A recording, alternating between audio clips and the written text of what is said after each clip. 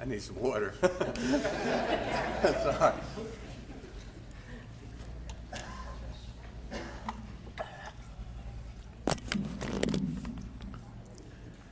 I'm an addict. My name's CJ. And I'm proud to be a member of the fellowship that has the ability to save and change lives. And, man.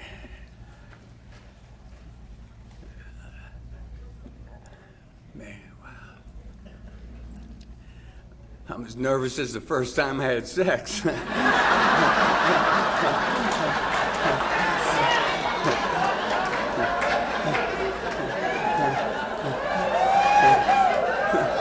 But there wasn't 300 people around. I was by myself.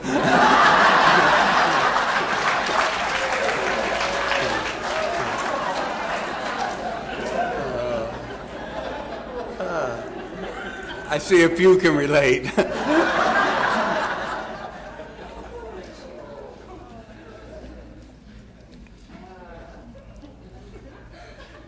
It's been such an honor to meet some of the people I haven't really met yet.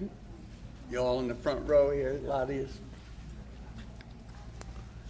And so many that I've reacquainted with and got to embrace and shed love to each other.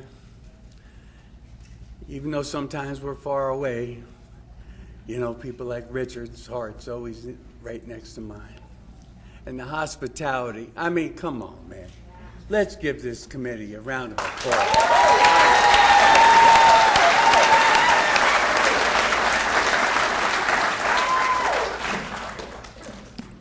You need a hug, too?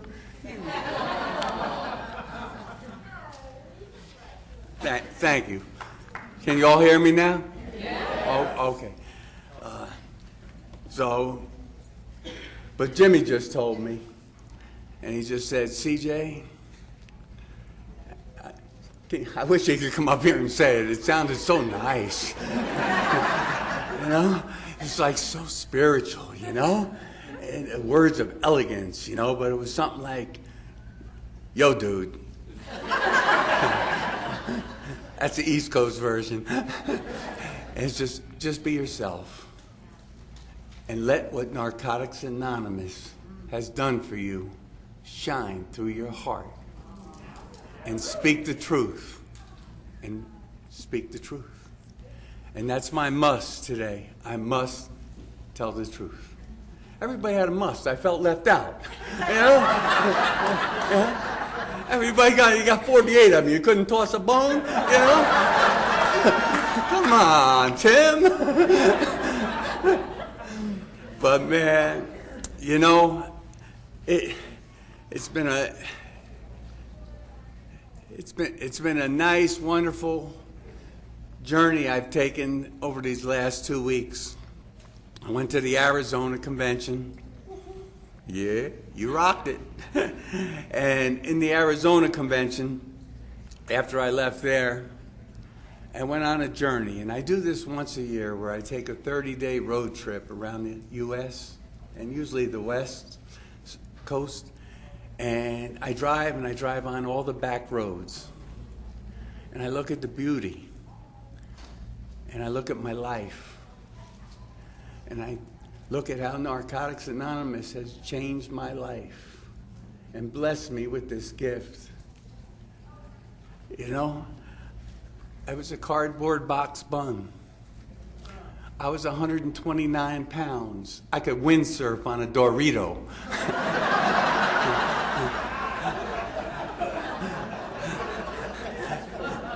If there was crack back then, they would have called me Count Crackula.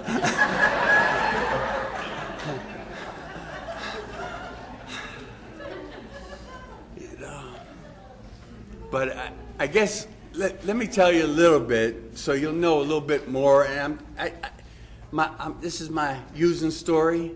And I know people say, well, I'm only going to just share a little bit about my using story. And then like 40 minutes later, and then, oh, my time's up? Oh, let me talk about recovery 5 minutes. No, really. And so, You know, my childhood, I got epilepsy when I was 5 years old, and they didn't know how to stop my seizures, so they put me in hospitals. So I spent my 6 years old to 8 years old in institutions. And I used to put my face against the pane of the window of the hospital. And I would look outside and I'd say, I wish I could go play with the kids out there. I wish I could go play sports. I wish I could just be like other kids. And then when I came out and I was like the other kids, they didn't want to be around me because I'd have a seizure and I was the freak child, you know? And it was so alone. I felt so alone. And sports were my only haven. You know, I played sports. I actually broke a Major League Baseball player's record in my town. I excelled. Basketball was my love, though. I love basketball. And 27 kids tried out for the team. 25 kids made it. One kid quit. And I was the only kid that was cut. And I was the leading scorer in the league the year before. It wasn't until I came into Narcotics Anonymous and did a fourth step that I find freedom from that. But the scar that it left inside me was I never wanted to try out for anything. I never wanted to feel that rejection ever again. I never wanted to feel those feelings. And I started walking on the other side of the street with the hippies. You know, it was the late 60s, you know. And, you know, when I got high with them, they wanted me to come and hang with them. No one ever wanted me to hang. It was a false sense of security, but it felt like finally I had friends, you know. And through that, I quit school when I was 13 years old, really 14, but 14 years old. And I hitchhiked around the country, followed the Allman Brothers, the Grateful Dead, Leonard Skinner, you know. But what I'm trying to get at is I was a free-spirited cat, right? And I would just go whichever way the wind blows, you know? And it was such a wonderful life. I loved it. And then all of a sudden someone said, CJ, we're going into the Lower East Side of New York. Hey, you want to come? I said, sure. And so I went in there at the Lower East Side, and I did this one particular drug.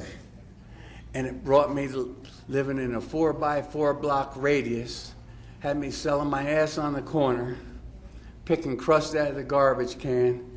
And like I said, when I was blessed enough to come to you, I was 129 pounds and could windsurf on a Dorito. And you know what? I came to a meeting, it was 1987. I went to a meeting in South Orange, New Jersey. And when I went there, it was all black. And I was the only white guy. And let me tell you, they just loved me up. They just said, brother, what's happening? Welcome, welcome. They hit me with so much love. And you know, and these two guys, there was a guy named Jim P. and Normel. And Normel had no legs. And they were high-fiving each other. God is good all the time, you know?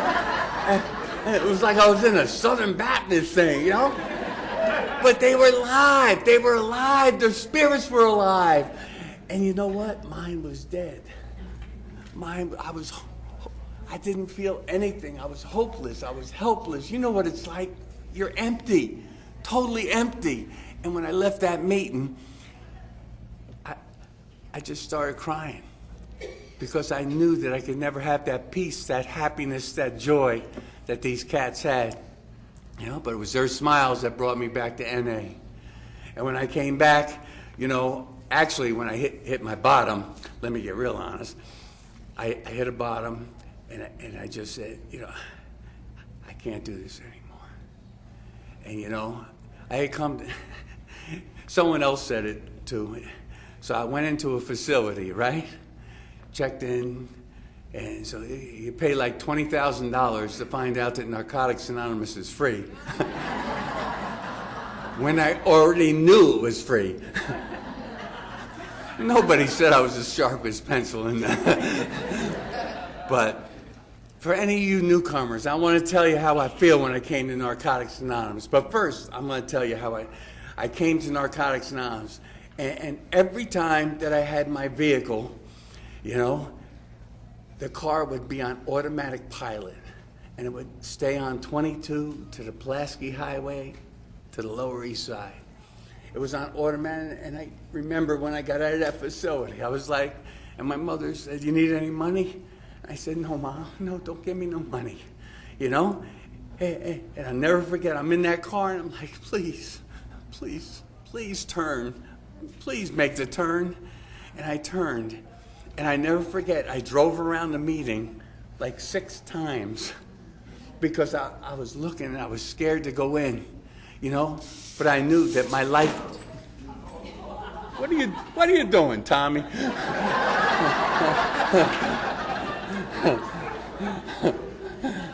Can't take you anywhere, Tommy.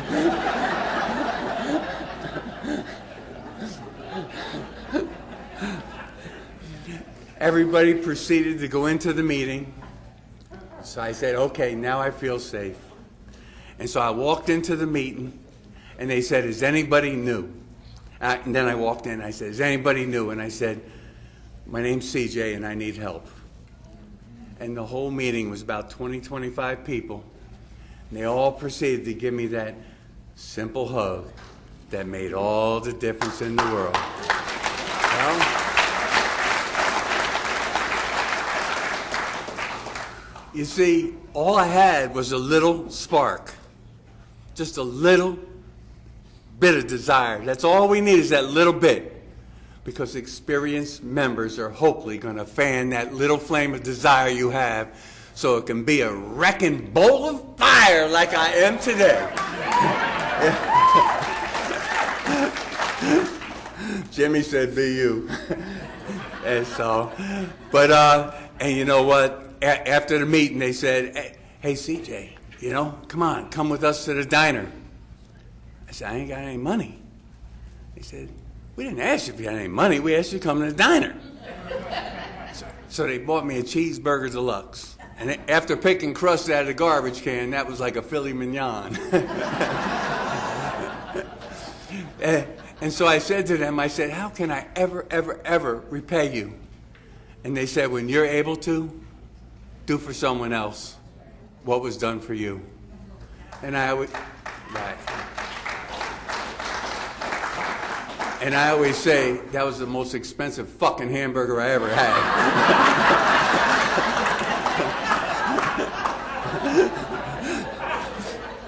But it got me to come back to my second meeting. And in my second meeting, this is where I got the evidence.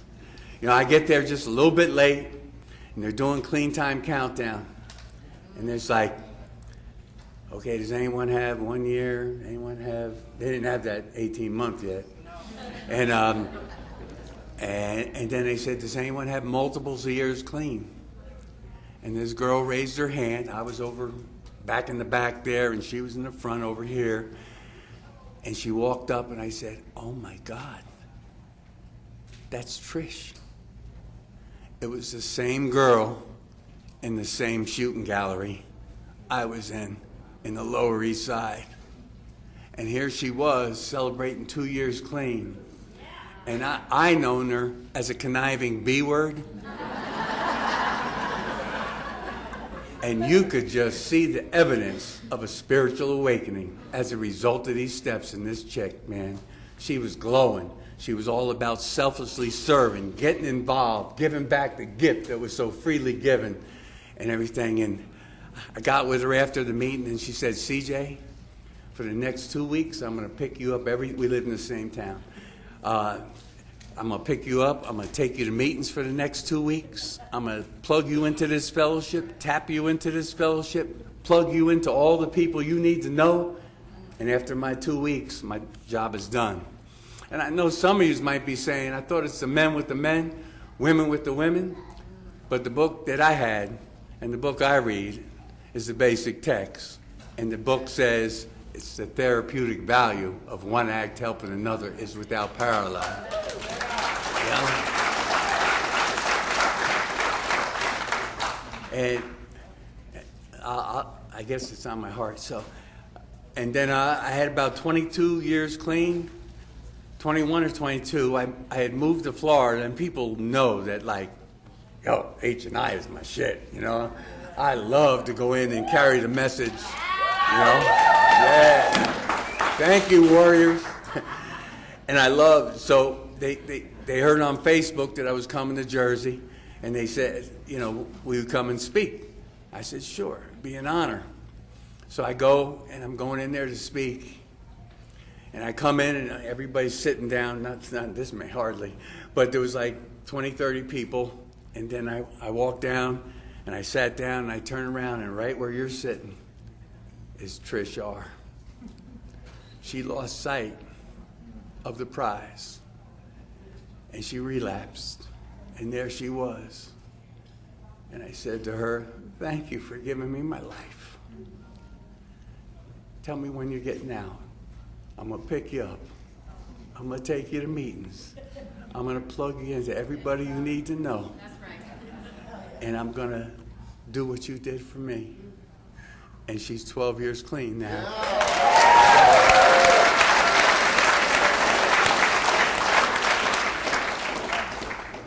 So you never know how and when you're going to give back the gift that was so freely given to you. You know? But driving through Zion and driving through Moab and I did, after the convention, I did the Albuquerque to Santa Fe to Taos to Grand Junction and Boulder and then Zion and then coming down to here. And I had a lot of time just thinking of, you know, my higher power has blessed me with so much, so many times. New people, this is what I wanted to share. You got to follow the bouncing ball sometimes. I did a lot of drugs, man. Purple haze was in my brain. Many things don't seem the same.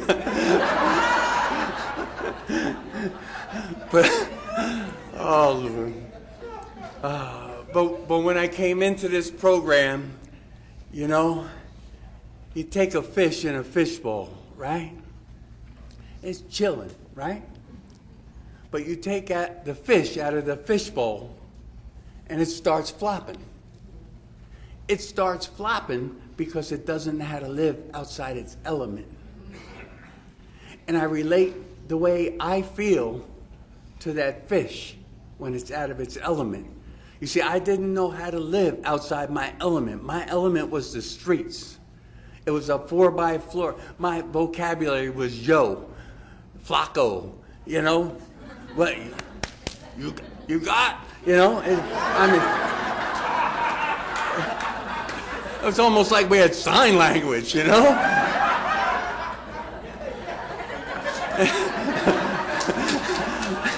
Yeah.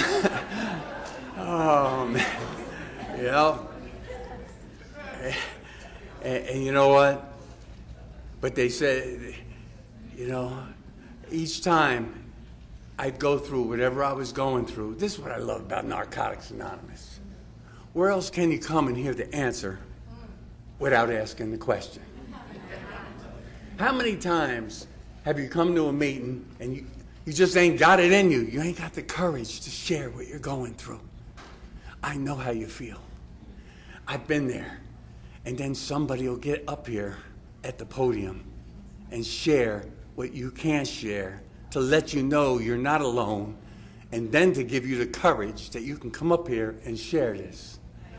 And what happened, all the stuff that was in my 4-step, now it's an open book. Yes, I sold my ass on the corner. Yes, I got molested when I was a kid. But I never forget when I heard it up here the first time. I kept coming to meetings, and I thought I was the only kid that was ever molested in life, you know?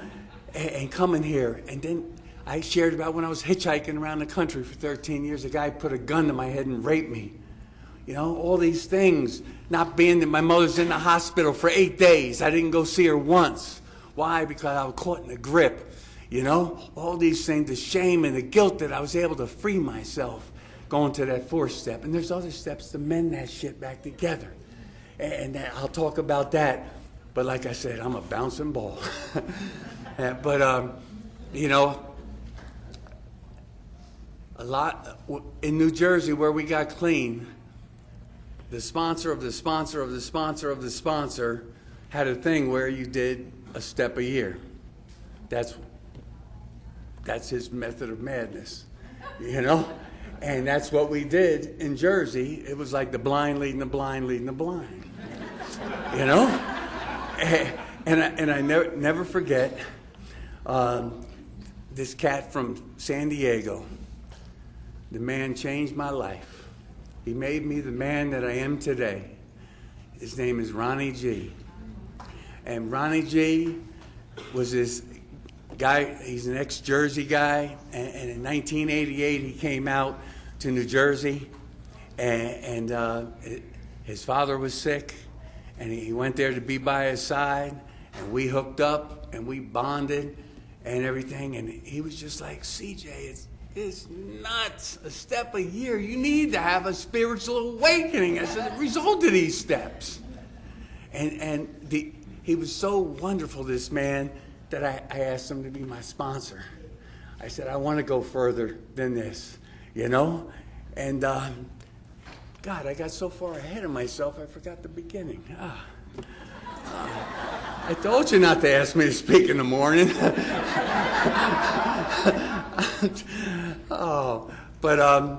You know, he really changed my life. You know, I remember one of my favorite Ronnie stories is, and we were talking about it a little bit today, that I'm visiting Ronnie, staying with him.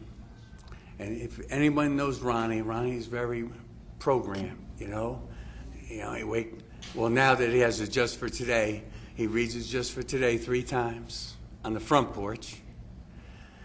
Then he prays on it, meditates a little bit. Then he goes in the backyard and does his prayer, meditation, and all that.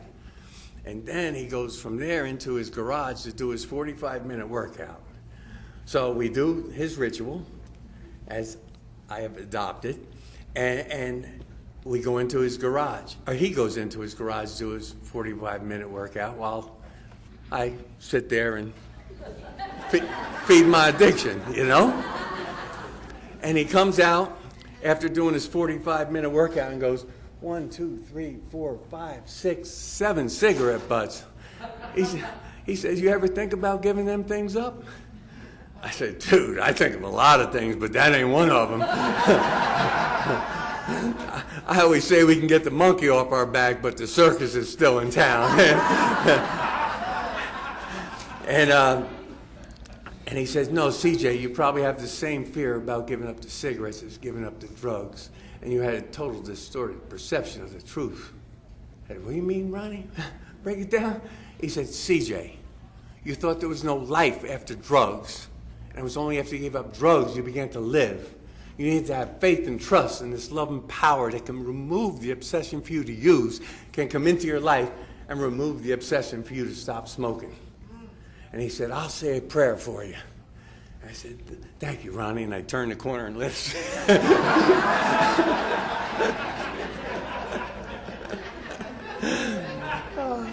But when I woke up the next day, I looked at my cigarettes and I said, please, God, I'm jumping on a plane. Please take this obsession for me to smoke. And I got on the plane, I put them down, and I haven't had one in almost 32 years.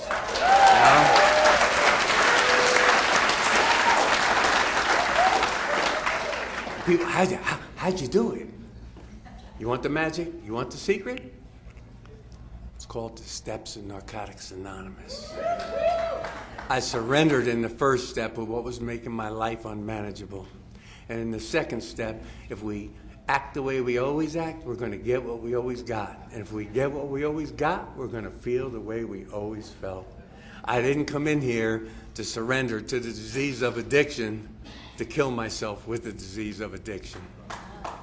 So I found, and and then I had faith and trust, and I made that commitment not to pick that cigarette up, you know.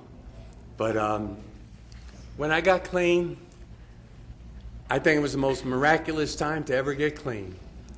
You know, it was the late 80s, and recovery was taking off on fire in New Jersey and New York. We had the Rockefeller law until the early 80s, and we had this place called St. Mark's, or the Howe Club. It was like the mecca of recovery. Every weekend there'd be 1,000, 2,000 people there. It was the old Electric Circus where Jimi Hendrix played, man. It was just like so freaking cool. It really was. And it was just so much fun. But there was a guy there. And every time, and this message is hung so true with me, he used to say after he spoke, and he said, "Only fucking punks use."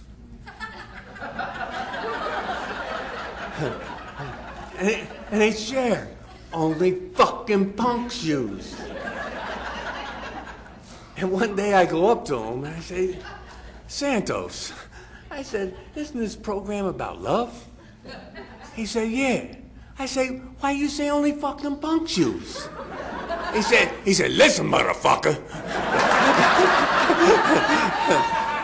He said, "It takes a lot of courage to walk through feelings. Only punks use." And he turned around and walked away. I was just like, "You fucking jerk off."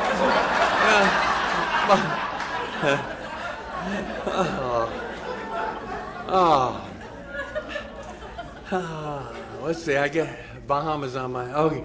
So then I go to Bahamas, man. I'm really good, man. They said no relationships for a year. You know, I made it 9 months, but they said sooner or later you'll do the year. So after the 9-month one that didn't work, you know, I said, you know what? I said, you know, I'm take their suggestion. You know, I'm gonna go a year. So I went more than a year, and then I went to the Bahamas convention. And NA boy met NA girl. It was on. And she lived in Washington, D.C., and I was in Jersey. She'd come see me one weekend. I'd go see her. Oh.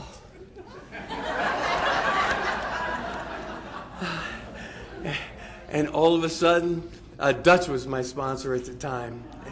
Anybody that knows Dutch, especially Barry, I went to him and he said, "Oh, what you gonna get her for Christmas, man? You can't get her a bag of dope."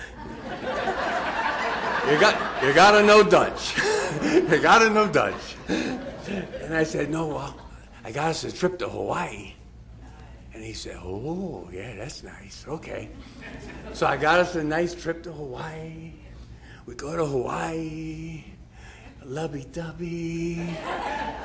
We get in an argument, and she leaves me for the taxi driver. It's hysterical now. But back then, there's going to be those certain times where it's only going to be you, your higher power, and what the fuck you going to do, motherfucker? You're going to use the toolbox that's been given to you, the tools that we get, you know? And all I could hear was that guy, "Only fucking punks use."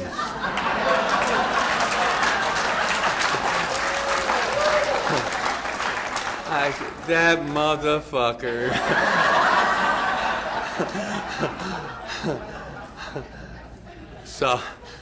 So I said, "Man, I'm going to some AA dances, man."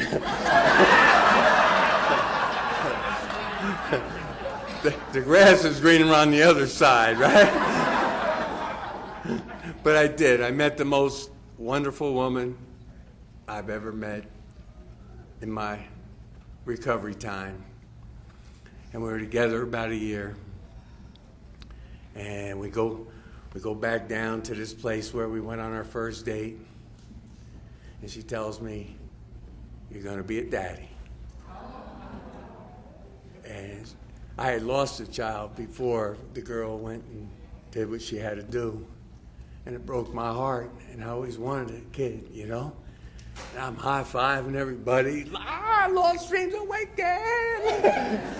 I'm so excited. I'm like ooh, I'm an emotional guy, so my ups are high and my lows are maybe a little lower, you know? And I'm so excited. We go look at houses. I put in an offer on a nice house, one house off the beach. You know, it's on. I love it. You know, and he's great. And 10 days later, she came back and said she got rid of the kid on me. And there's a saying, you don't hear it much anymore, but the saying was, when your ass falls off, put your ass in the bag and bring the bag to a meeting. And all I could hear was that motherfucker. Only punks use. And I got there and I said, and I just raised my hand and hit the fetal position. And they literally had to carry me out. But you know what? I didn't use.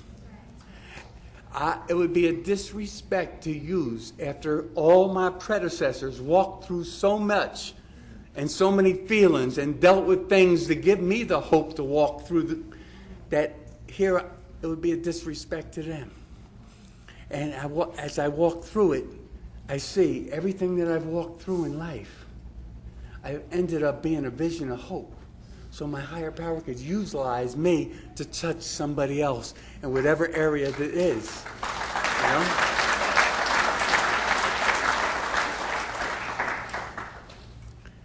But like I talked, a couple more.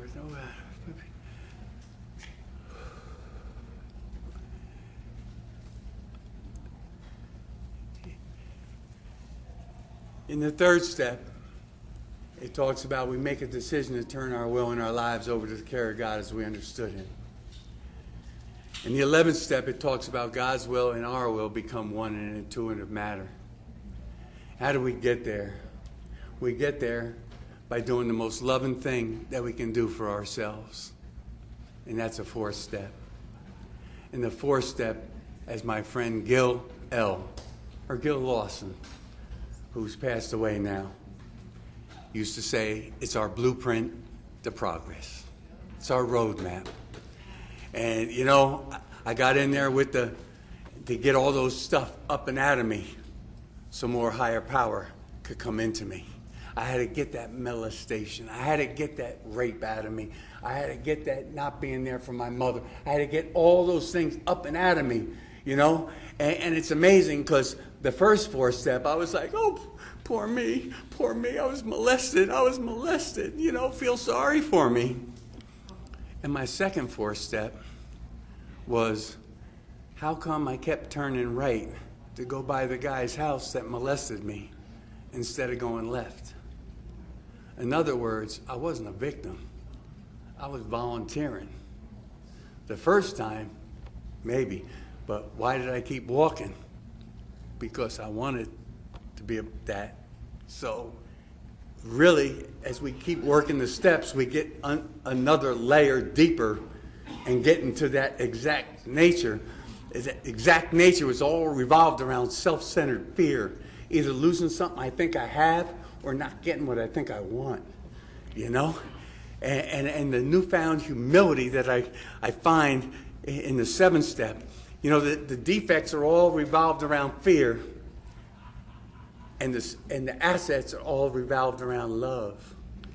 And we have to go from the love to the fear, and we have to break it down. But so many times, whatever the area is, whether it's first drugs, whether it's a relationship, whatever it is that we have to surrender to, why is it that we always have to leave claw marks? I should say, why should I always have to leave claw marks? And after I let go, after leaving claw marks, I say, why didn't I let go earlier? Why didn't I let this power?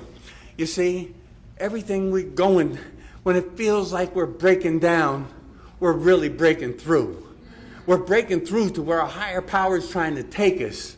But we are so comfortable In the sixth step, I love it. It said, do we really want to, I don't know, I'll baffle it, but you'll understand. It's the second paragraph. Do we really want to be rid of the resentments, our angers, our fear? There's a certain distorted comfort in familiar pain. It seems safer to embrace what we know than to let go of it for the unknown. So we stay in our comfort zones and not let ourselves break out and go where a higher power wants to take us. But through the steps and through time, we break through and take us there. You know, because every time, let me tell you. So, I told you, one of my assignments, talking to my sponsor, one of my assignments on the 8th step and 9th step was not to say I'm sorry. You know, it was about mending my behaviors. You know, I can't take back I didn't go to see my mother 8 days. She was in the hospital. You know? But what I can do is try to mend what I had torn through my actions. And what I started to do was twice a week. On Sunday, we watched Touched by an Angel. And on Tuesday, we watched the Knicks or the Yankees. Because that's what she wanted. You know? And I'd bring dinner home, and we'd break bread. And I remember when I first started it, you know, it would get about the time when the meeting would end, you know, a normal meeting, but I'm home with my mother.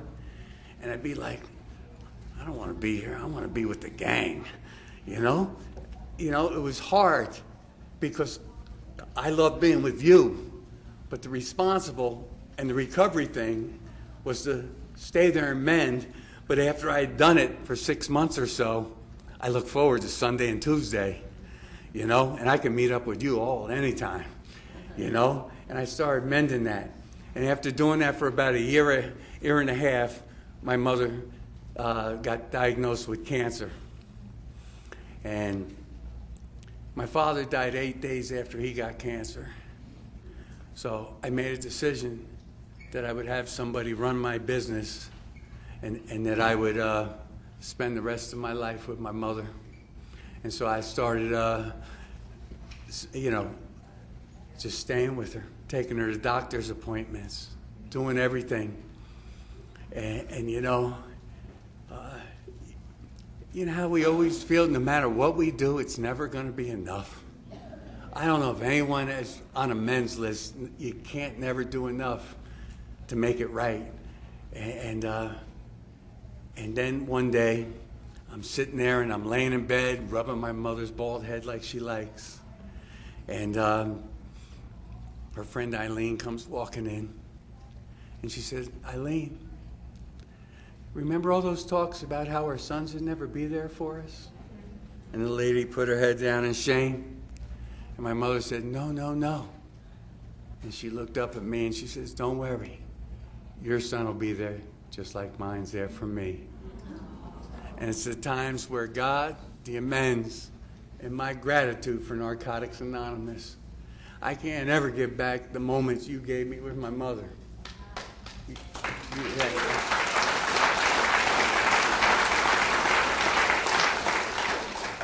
You helped me to be the son my mother always wanted.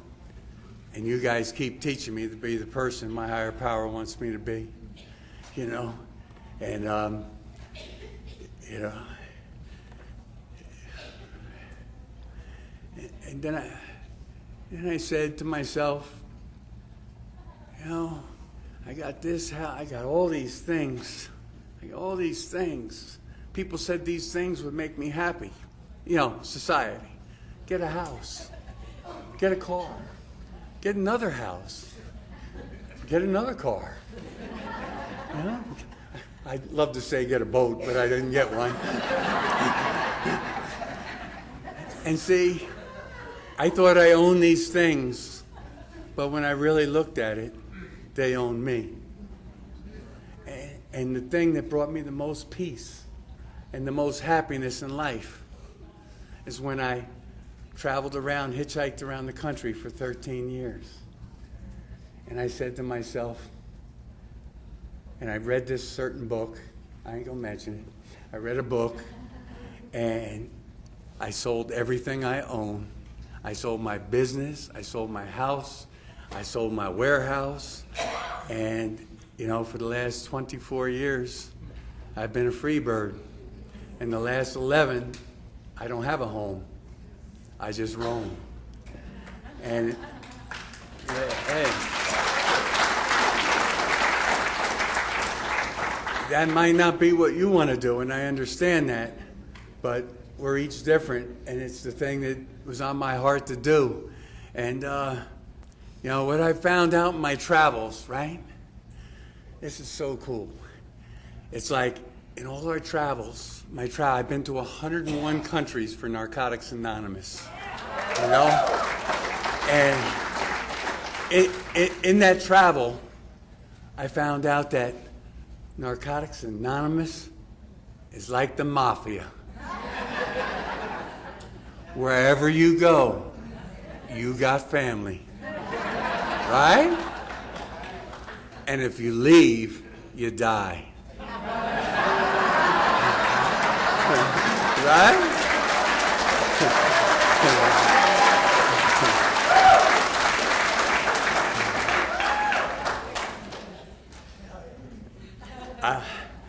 I mean, so many priceless dreams have come true because of Narcotics Anonymous, you know.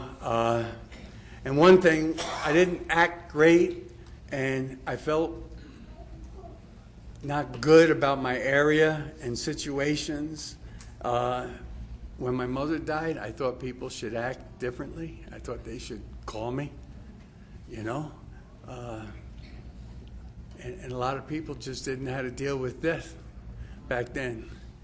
And one person said, if you didn't call CJ, don't fucking call him. You know, so a lot of people didn't call because that person said that. And I felt so alone, you know. I was like, is this all worth it? Someone else, I think, shared this, or we were sharing here. And I don't know what my point I was trying to get to. Whew. That must have been the orange sunshine. But where was he going? Oh, but we'll just go. But today, I've been able to go so many wonderful places. I've been on top of Machu Picchu, had a meeting on top of Machu Picchu. They asked me to speak on top of the Himalayas in Nepal. You know, I've been to the Southern Alps, the Northern Alps. You know, today I was showing some of my newfound friends that they asked me to speak at the South Africa convention. And it was really, it was probably my most emotional share that I ever did, because my best friend in life, who I sponsored, died the same day that I got the phone call if I would speak at their convention. And the day I spoke at the convention was his clean date. I asked the subcommittee, I said to them, I just want to see a safari. Can you do something? Can you put it together? I'll pay for it. You know? And they said, don't worry, we got you. Just like we tell newcomers, we got you. And they said, and they saw the video today. I had 3 lions in my arms. And, you know, I had this elephant, you know. And, well, I'll say it and then come back to that part. But the elephant was, I'll say, just playing with me. And it was so much fun. This elephant, playing with this elephant, and zebras, you know, and it was one of those, you know, we say lost dreams. And see, everybody's lost dreams are different, but mine are to experience the culture and the people and the fellowship all over this world, you know? And I feel so blessed that I've been able to do that. And, But at the time, I had 25 years, and I get this phone call from this girl, and she says, I can't believe the miracle. These people tell me that you're really clean. She said, will you come visit us? And I said, sure. Well, she said she was like 3 hours away in Florida. So I said, yeah, sure, I'll come spend the weekend with you and your husband. You know, and I go up there, and we like old times and talking and everything, and I leave. And then about a week later, I get a phone call saying, it's funny was how she put it, too. It's what an earthling would say, you know. You might understand. And so she said, my husband's daughter overdosed. She's in the hospital. Is it possible that you can come and do what you people do?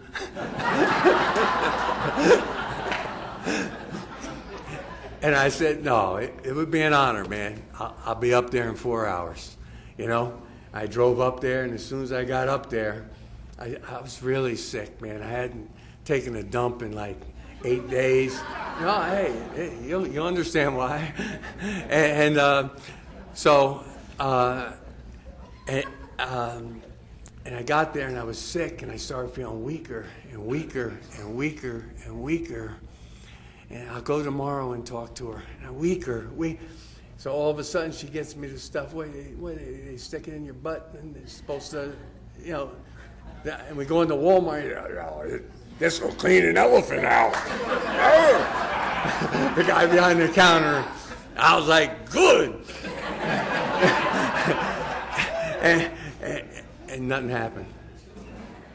And all of a sudden, I'm looking at the bathrooms from me to Tim. And I'm like, oh my God, I can't make it. I'm just going to piss in my pants. And she said, no, you're getting in the car right now. We're going to the hospital. We go to the hospital. They do x-rays. And the doctor comes out and he says, man, he said, your colon is 4 to 5 times the normal size. He said, you don't know how lucky you are to be alive.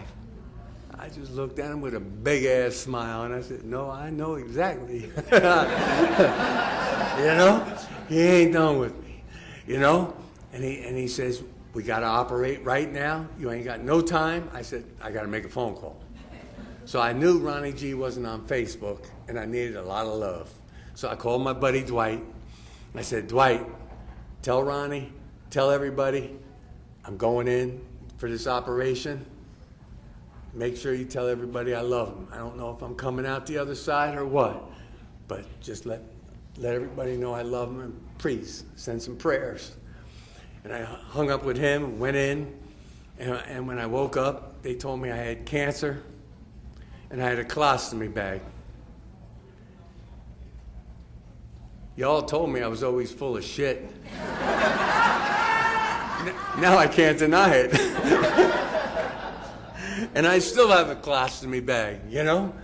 And I'm okay. I got epilepsy, I got a straight flush and hepatitis. They just chopped my toe off. I got MRSA on the toe. I just got blood clots in my legs. This is 2 weeks ago. But guess what? Nothing's stopping me from carrying the message of hope and the promise of food. You know?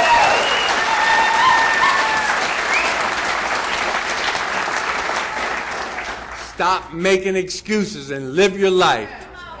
Stop lying to yourself and your sponsor and work some steps. You know?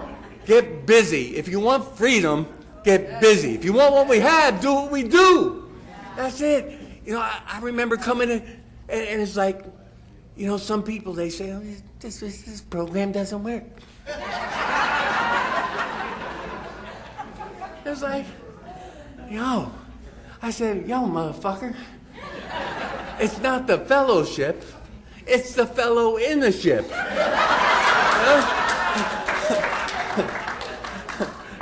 If you want, you willing to do what I did? You want to get involved, get commitments, get back the gift, serve others, not yourself? You know, that's where the freedom comes. That's where the inner peace, that's where the spiritual contentment.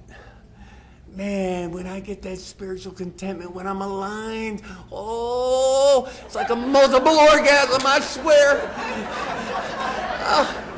But it's those moments, and I get just fleeting glimpses of it. But it's so good. Oh, man. But, God, but I tell you, I've been honored and blessed to go to places. And it was 2007. I was going to the London convention. And you take this piece of paper and you have to fold it, right? And they're getting ready to start. This convention's going on as we speak. And it's a Croatia convention. And this little girl comes up to me and she says, "Hi, my name's Ivanka. Will you come to our convention?" I said, "Where is it?" She said, "It's in Croatia." Now, I didn't know anything now that I do. I know everything about this convention and the people. Five, okay. Oh, all right. Fuck that story.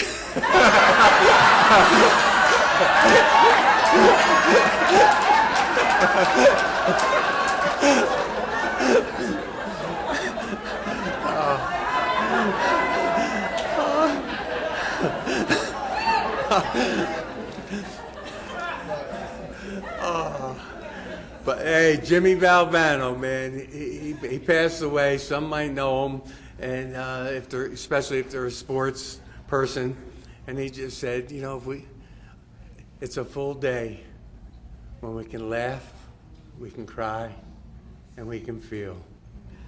It's a full day, you know, and you know, hopefully, I think I made you laugh. Hopefully I made you feel. And you know what? That anyone can find this precious gift. It is available to us all. Like it says in our reading, it's just simple. You know, but I do want to share what my life, how I relate my life to, and how my recovery, I relate it to Halloween.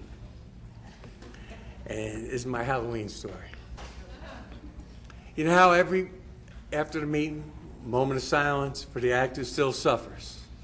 And everybody gets in a circle. And we have in our area a pumpkin picking thing where we go out and we pick pumpkins. And in that, we do the moment of silence and we think of somebody to pick a pumpkin. You know? And I looked at it that day that I believe that girl Trish, who was celebrating 2 years, thought of me. And she picked that pumpkin. And then she cleaned me off. And then she cut me open. And then she helped take all the yucky stuff out of me. All the resentments, the angers, the fears, the insecurities. And then they carved a smile on my face. And then they put the light inside me so I could be the light to you. So,